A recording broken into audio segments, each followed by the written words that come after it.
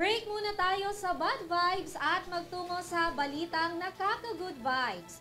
Usap-usapan ngayon online ang kasalang naganap sa isang lugar sa Tacloban na nauwi sa isang viral video.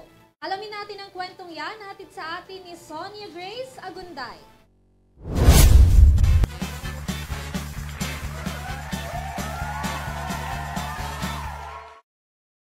Muling nagbabalik ang balitang Pampa Good Vibes. Sa mga nais munang isantabi ang stress, halina't panoorin natin ang nakaka-good vibes na video ng isang kasalan na sumikat online.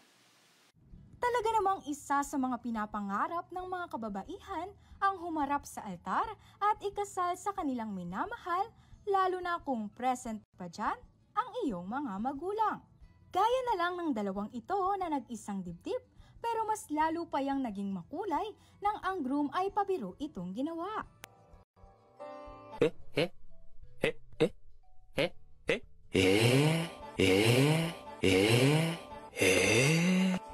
Yan sina Andrew at Welmar na nagmamay-ari ng naturang video mula pa sa San Jose, Tacloban City na nag-viral online. Mapapansin sa video na ang nanay at tatay ng bride ang nagmano sa groom.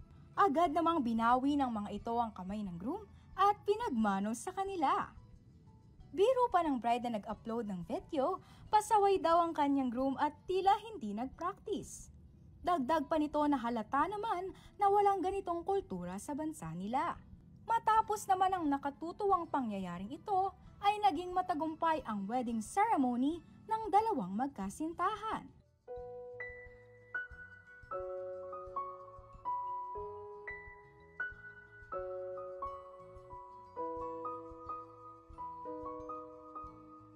Nakaka-good vibes na video na ito ay umabot na sa 1.8 million views sa Facebook.